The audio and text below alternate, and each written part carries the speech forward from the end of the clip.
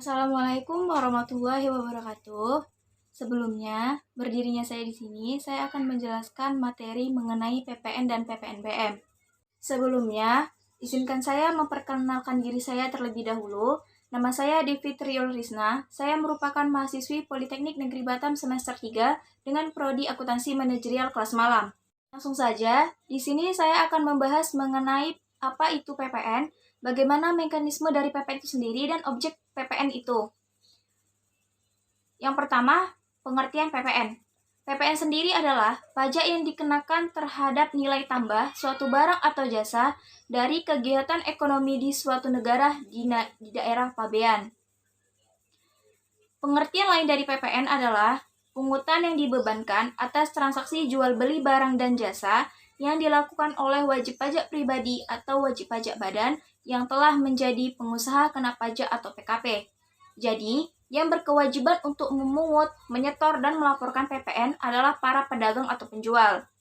Contohnya, kita sebagai pembeli bisa menemukan PPN pada struk belanja kita atau pembelian kita.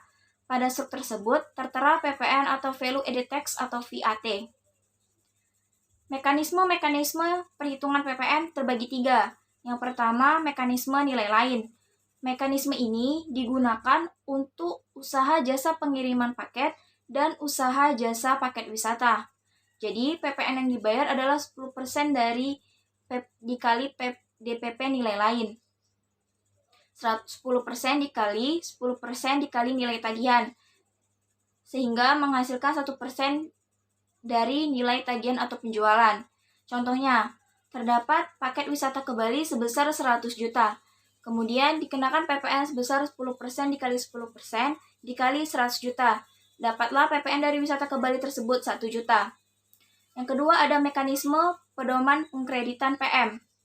Mekanisme perhitungan PPN terhadap usaha tertentu atau penjualan batas tertentu dengan cara mengkreditkan pajak masukan terhadap pajak keluaran. Namun, pajak masukan berdasarkan presentasi dari pajak keluaran. Mekanisme pedoman pengkreditan PM itu contohnya ada 2, yaitu usaha semata-mata penjualan mobil bekas. Contohnya itu, contoh perhitungannya itu PK-nya itu 10 kali harga jual, PM-nya ada 90% dikali PK. Jadi PPN-nya itu adalah PK dikurang PM sama dengan 10% dikurang 90 dikali 10% dikali harga jual. Dapatlah 1% dari harga jual. Yang kedua, usaha semata-mata pedagang emas perhiasan. PK-nya itu 10 dikali harga jual, PM-nya 80% dikali PK. Dapatlah PPN-nya PK dikurang PM, yaitu 10% dikurang 80% dikali 10% dikali harga jual. Dapatlah 2% dari harga jual.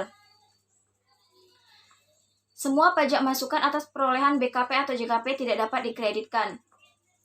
Yang ketiga itu ada contohnya usaha dengan omset sampai dengan 4,8 miliar. Bagi PKP, yang penyerahan BKP atau JKP tidak melebihi 4,8 miliar setahun, dapat menggunakan mekanisme ini. Pajak masukan tidak dapat dikreditkan.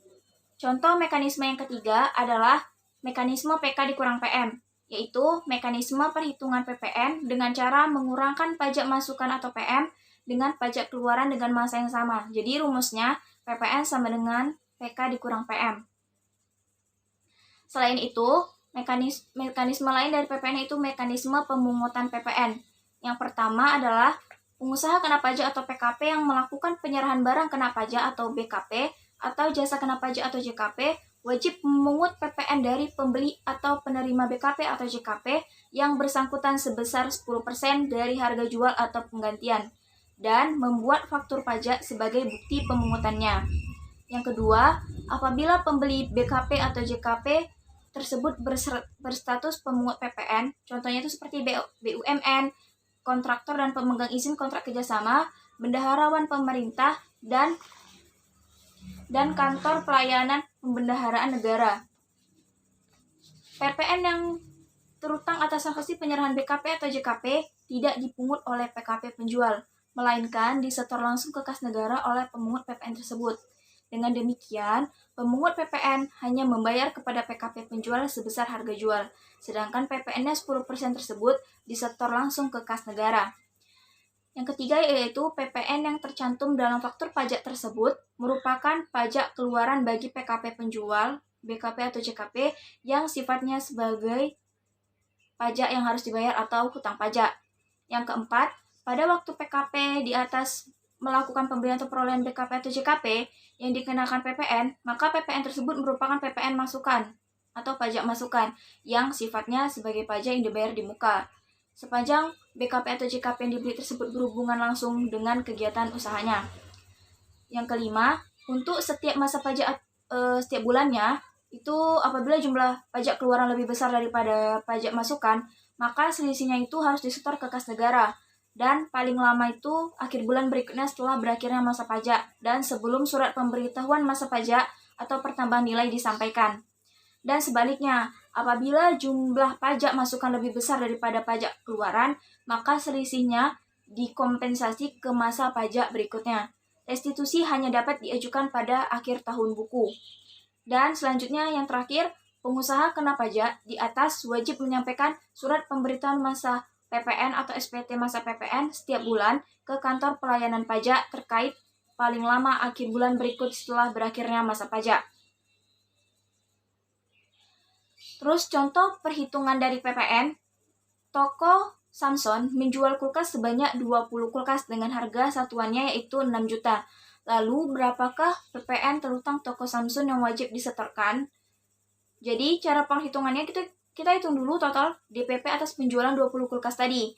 20 kulkas dikali 6 juta dapatlah 120 juta. Jadi PPN-nya itu 10% dikali 120 juta dapatlah 12 juta. Jadi, PPN terutang yang wajib disetorkan oleh toko Samson adalah sebesar 12 juta. Selanjutnya, saya akan menjelaskan apa saja objek dari PPN. Yang pertama itu ada BKP, atau barang kena pajak. BKP adalah barang yang dikenai pajak berdasarkan Undang-Undang PPN. Jenis barang yang tidak dikenakan PPN adalah yang pertama, barang-barang kebutuhan pokok yang sangat dibutuhkan oleh rakyat banyak. Contohnya itu seperti beras, gabah, sagu, jagung, kedelai, susu, buah segar, dan telur. Dan masih banyak lagi lainnya.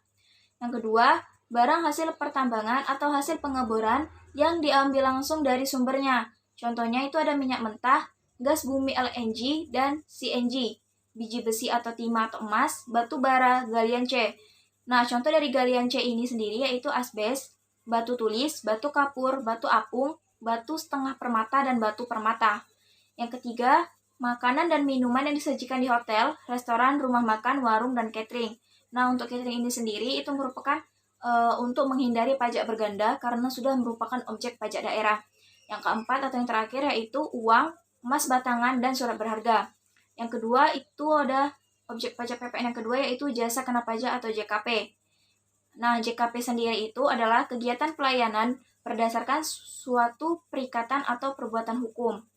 Jasa yang tidak dikenakan PPN adalah yaitu jasa pelayanan media, jasa pelayanan sosial, jasa pengiriman surat dan perangko, jasa keuangan, jasa asuransi, jasa keagamaan, jasa pendidikan, jasa kesenian dan hiburan, jasa penyiaran yang tidak bersifat iklan, jasa angkutan umum di darat dan di air, jasa tenaga kerja, jasa perolehan, jasa penyediaan tempat parkir, jasa telepon umum, jasa pengiriman uang dengan wesel pos, dan yang terakhir jasa boga atau catering.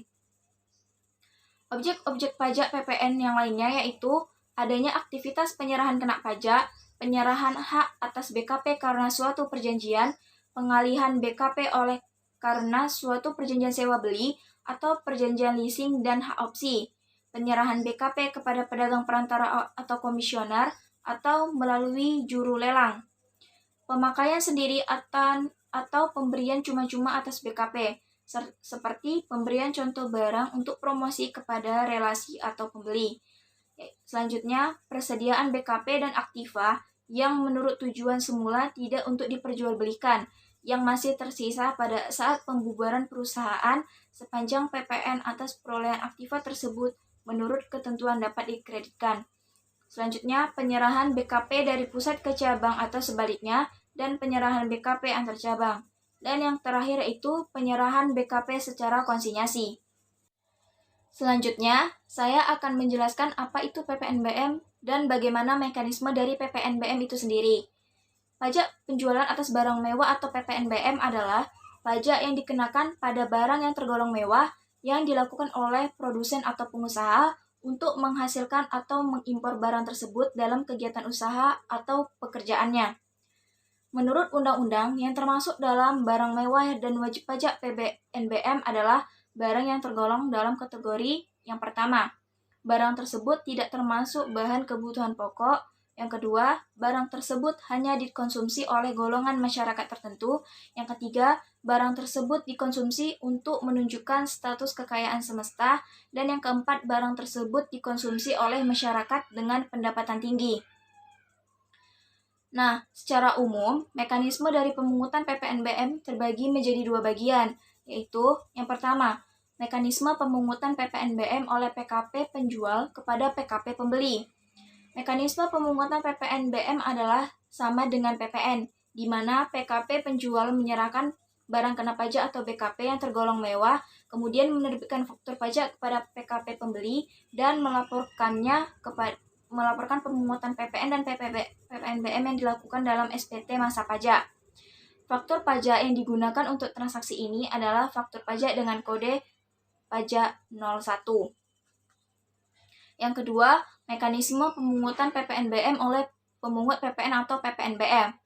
Mekanisme pemungutan PPNBM oleh pemungut PPN atau PPNBM yakni bendaharawan pemerintah, badan, atau instansi pemerintah yang ditunjuk oleh Menteri Keuangan untuk memungut, menyetor, dan melaporkan pajak yang terutang oleh PKP atas penyerahan BKP kepada pemungut PPN atau PPNBM, yaitu terdiri atas 3. Yang pertama, mekanisme pemungutan PPN oleh bendaharawan pemerintah dan kantor perbendaharaan negara atau KPPN.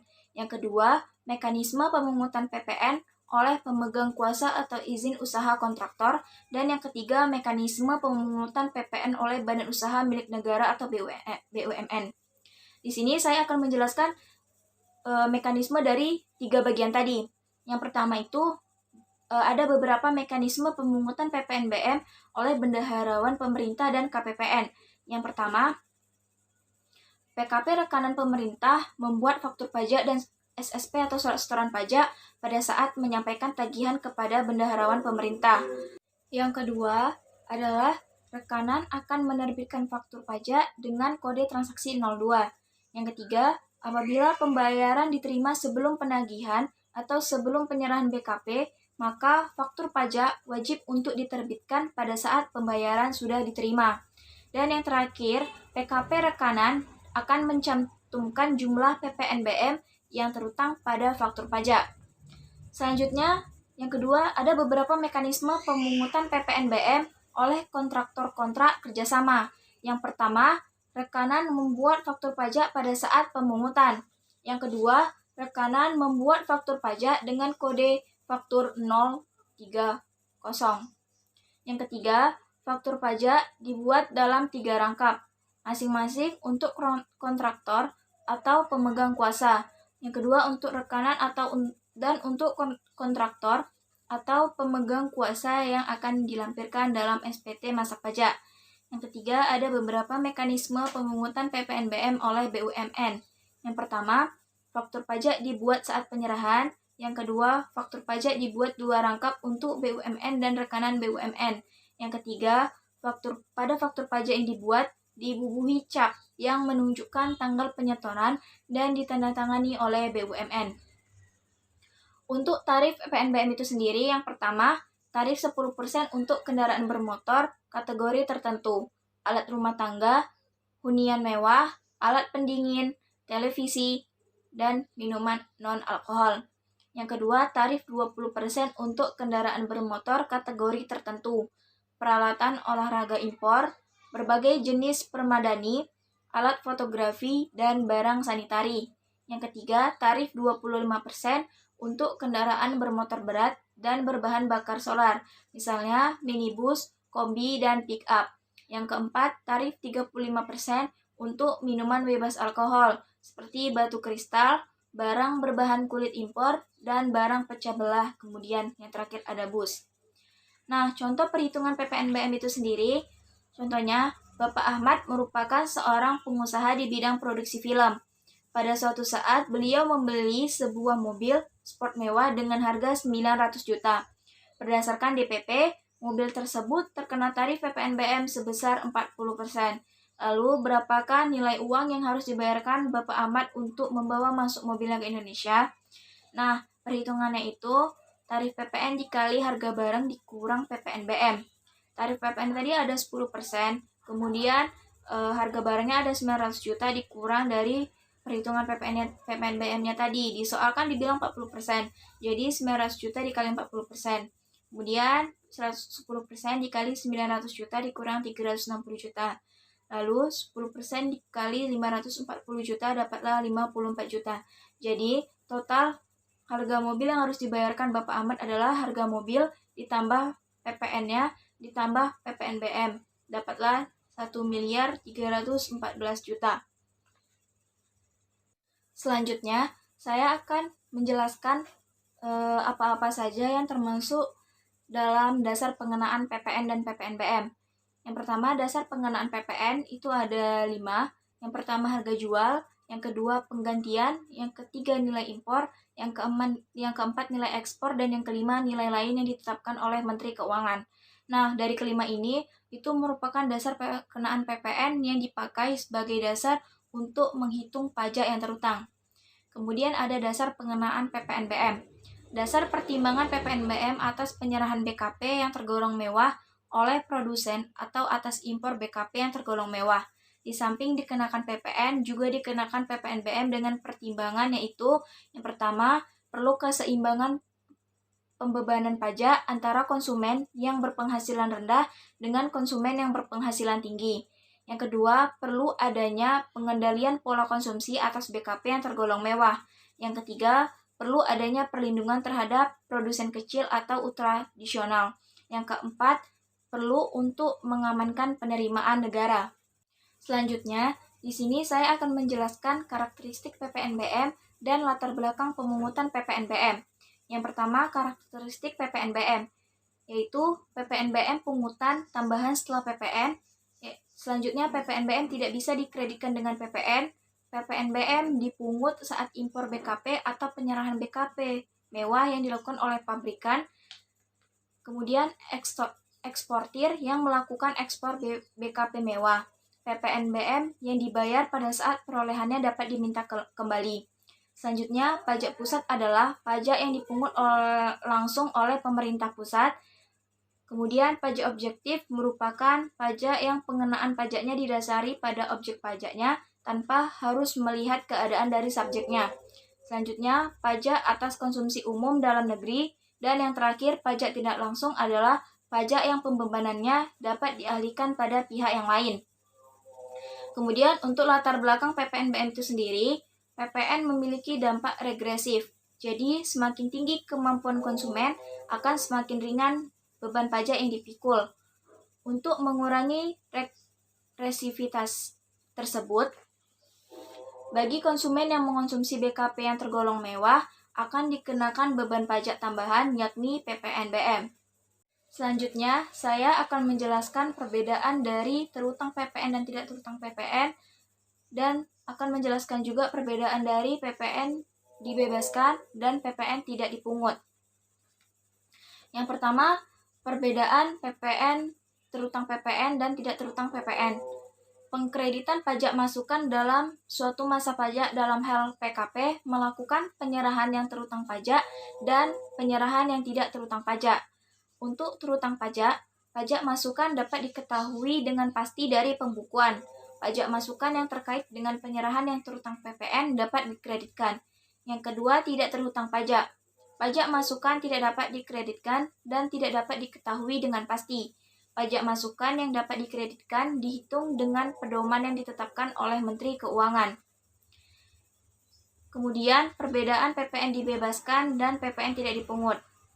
Perbedaan PPN yang dibebaskan dan PPN yang tidak dipungut dapat dilihat dari pasal 16B ayat 2 dan ayat 3 Undang-Undang Pajak Pertambahan Nilai dan Pajak Penjualan atas Barang Mewah. Perbedaan PPN dibebaskan dan PPN tidak dipungut adalah sebagai berikut. Yang pertama, pajak masukan yang dibayar untuk perolehan BKP atau perolehan JKP yang atas penyerahannya tidak dipungut PPN dan dapat dikreditkan. Yang kedua, pajak masukan yang dibayar untuk perolehan BKP atas perolehan JKP yang atas penyerahannya dibebaskan dari pengenaan PPN tidak dapat dikreditkan. Selanjutnya, saya menjelaskan apa yang dimaksud dengan FTZ dan KEK. Yang pertama, FTZ itu sendiri adalah Free Trade Zone, yang berarti kawasan ekonomi bebas yang khusus dirancang untuk industri dengan fasilitas khusus dalam perpajakan, pelayanan cepat, dan penyediaan infrastruktur yang lengkap. Biasanya, zona-zona ini ditetapkan di bagian yang kurang berkembang di negara tersebut, karena diharapkan zona tersebut akan menarik para pengusaha dan mengurangi kemiskinan dan pengangguran dan stimulasi ekonomi di wilayah tersebut. Yang kedua, KEK atau kawasan ekonomi khusus memiliki pengertian yaitu kawasan dengan batas tertentu dalam wilayah hukum Negara Kesatuan Republik Indonesia yang ditetapkan untuk menyelenggarakan fungsi perekonomian dan memperoleh fasilitas tertentu. Tujuan utama pengembangan KEK adalah mendorong pertumbuhan ekonomi, pemerataan pembangunan, serta meningkatkan daya asing. Selanjutnya, saya akan menjelaskan poin-poin perubahan Undang-Undang PPN dan PPNBM pada Undang-Undang Cipta Kerja.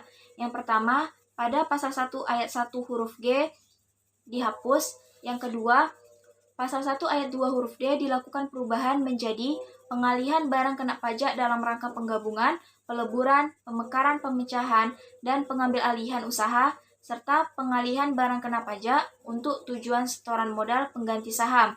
Dengan syarat, pihak yang melakukan pengalihan dan yang menerima pengalihan adalah pengusaha kena pajak. Yang ketiga, pada pasal 4 ayat 2 huruf A, adanya perubahan menjadi barang hasil pertambangan atau hasil pengeboran yang diambil langsung dari sumbernya, tidak termasuk hasil pertambangan batu bara.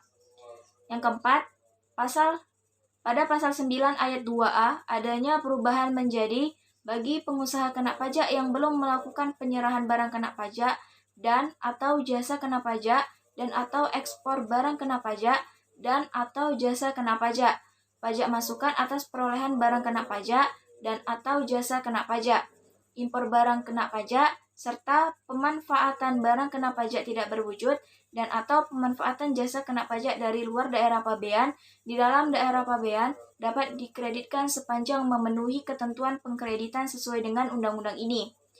Yang kelima, pasal E ayat 4B huruf F dihapus.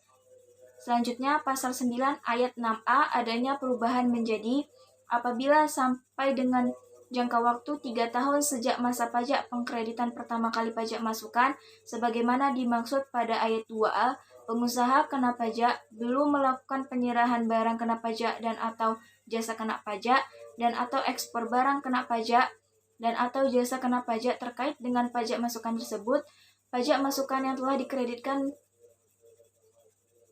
dalam jangka waktu 3 tahun tersebut tidak dapat dikreditkan.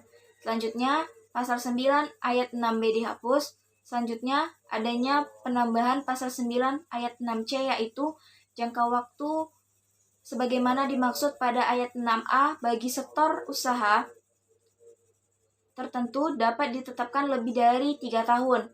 Selanjutnya, adanya penambahan pada pasal 9 ayat 6D yaitu ketentuan sebagaimana dimaksud pada ayat 6A berlaku juga bagi pengusaha kena pajak yang melakukan pembubaran atau pengakhiran usaha, melakukan pencabutan pengusaha kena pajak, atau dilakukan pencabutan pengusaha kena pajak secara jabatan dalam jangka waktu 3 tahun sejak masa pajak pengkreditan pertama kali pajak masukan. Dan masih banyak lagi poin-poin perubahan Undang-Undang PPN dan PPNBM pada Undang-Undang Cipta Kerja. Kita bisa mencarinya langsung mengenai perubahan ini. Mungkin cukup sekian penjelasan dari saya mengenai PPN dan PPNBM. Semoga apa yang saya sampaikan dapat bermanfaat bagi kita semua. Kurang dan lebihnya saya mohon maaf. Wabillahi taufiq wal hidayah. Wassalamualaikum warahmatullahi wabarakatuh.